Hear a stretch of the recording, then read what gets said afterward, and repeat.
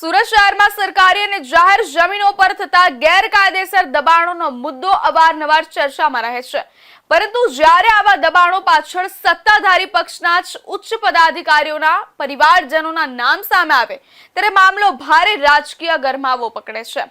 આવો જ એક સનસનાટીપૂર્ણ કિસ્સો સુરતના ડિંડોલી સણિયા રોડ પરથી પ્રકાશમાં આવ્યો છે, જ્યાં સુરત મહાનગરપાલિકાના ડેપ્યુટી મેયર સુધાકર ચૌધરીના પુત્રો પર ગામની કિંમતી ગોચરની જમીન ગેરકાયદેસર રીતે પચાવી પાડવાનો ગંભીર આરોપ સ્થાનિક ગ્રામજનો દ્વારા લગાવવામાં આવ્યો છે। આ દબાણ હટાવવા ગયેલા ગામના સરપંચ અને ડેપ્યુટી મેયરના પુત્રો વચ્ચે થયેલી ઉગ્ર માથાકૂટના વિડીયો સોશિયલ મીડિયા પર વાયરલ થતા ચકચાર મચી ગઈ છે। ડિંડોલી વિસ્તારમાં આવેલા સણિયા રોડ પર મધુવન ફાર્મની બિલકુલ સામે સણિયા ગામની માલિકીની અને પશુઓ માટે અનામત રાખવામાં આવેલી કિંમતી ગોચરની જમીન આવેલી છે।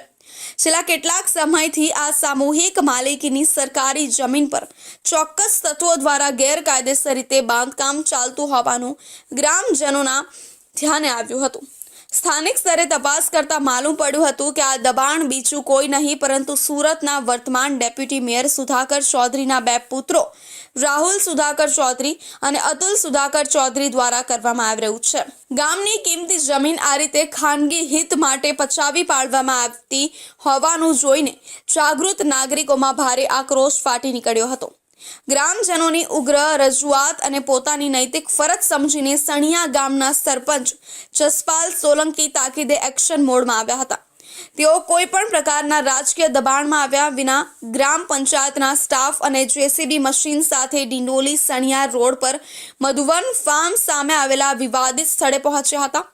સરપંચે સ્થળ પર પહોંચીને ગેરકાયદેસર રીતે ઊભા કરાયેલા દબાણો પર બુલડોઝર ફેરવાની કામગીરી શરૂ કરાવી હતી।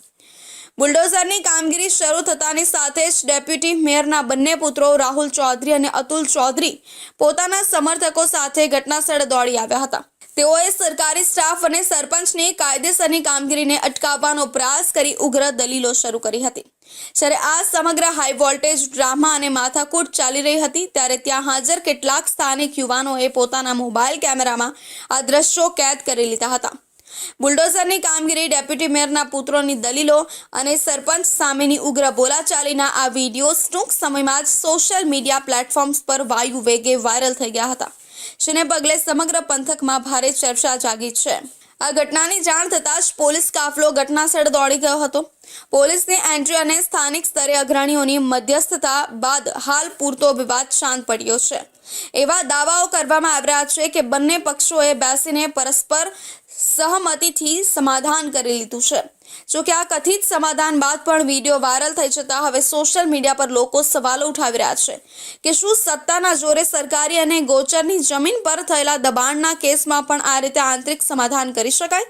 આ મામલે હવે તંત્ર દ્વારા શું કડક પગલાં લેવાય છે તેના પર સૌની નજર મંડાયેલી છે।